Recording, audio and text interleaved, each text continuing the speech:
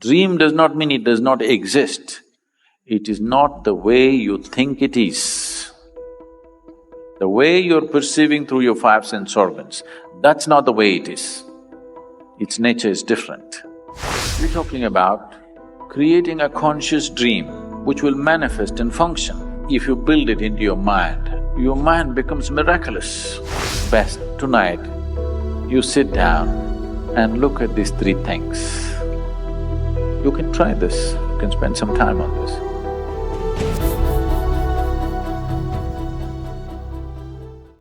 There are two dimensions of human life. One is the human being is supposed to just be. And of course, there is human doing. The human being wants to do. If you want to do something in the world, the larger and more vivid your dream is, the better. If you have a weak dream, every day it keeps changing, then that's not going to manifest. So when you want action, you need a dream. You have heard that famous speech, "Yes, I have a dream." And it did tremendous things. It changed the whole nation. It changed the culture completely just because somebody has a dream.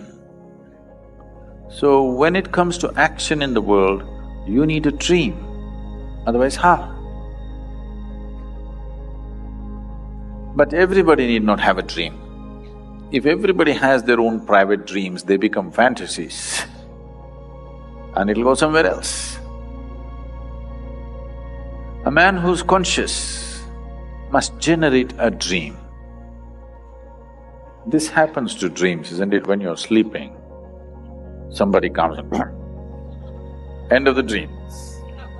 Now we are not talking about those dreams.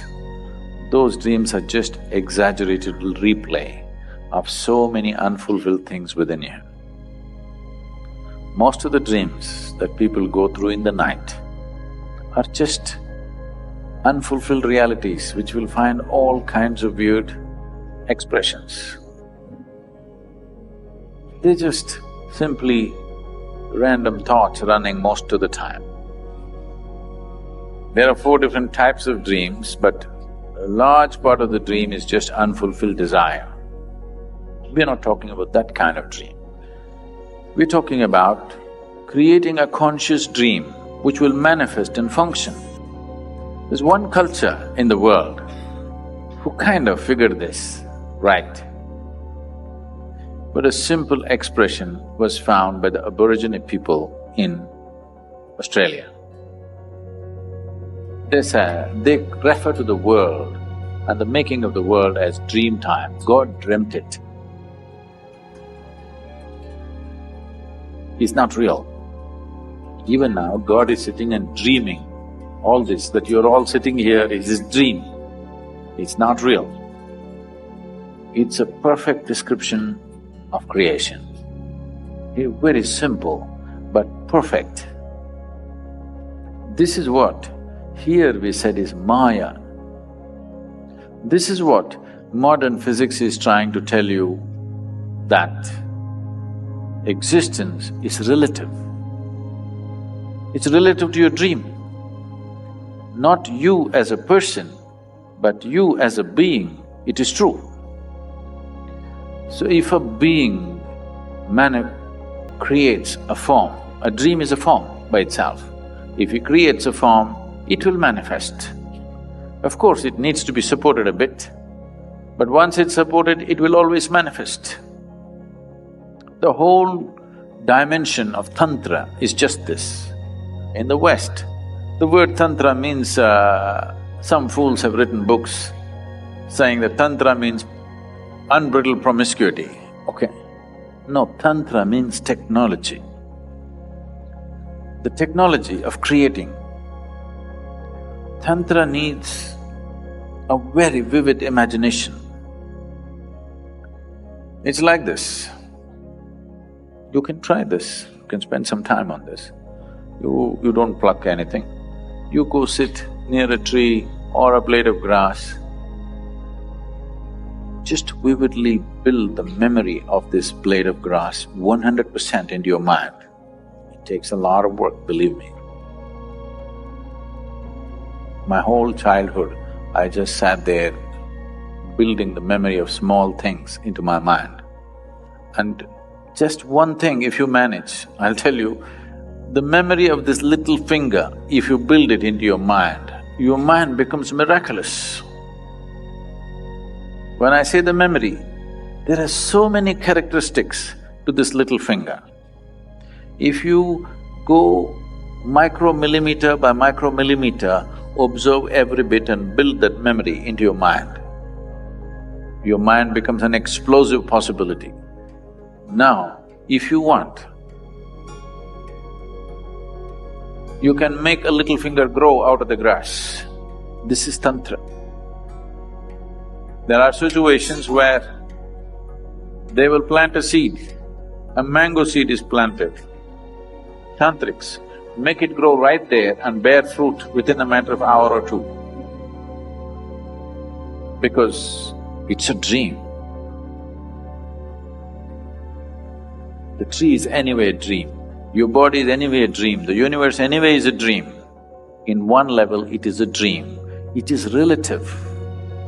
So this is what we said Maya. Maya does not mean it does not exist. Dream does not mean it does not exist. It is not the way you think it is. The way you're perceiving through your five sense organs, that's not the way it is. Its nature is different. So, when I'm talking about different things, I may say different things, but they're not different.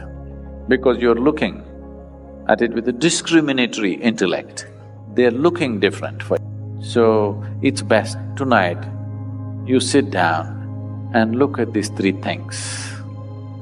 At the end of the day, you sit in your bed and look back on the whole day from the morning you got up, how you've been going around. You will see 90% of the time you're quite stupid. I'm being generous with percentage, believe me. If you're given little work, if you're just given little responsibility, suddenly you become so important. You become bigger than the universe suddenly. How many times you expanded beyond the size of the universe? If you look at it, you will see most of the time it's bloated. How many times you became immortal, that is, you're not conscious of your mortality? And how many times did you walk around looking at people and things around you without any sense of involvement? Just three things, you watch out.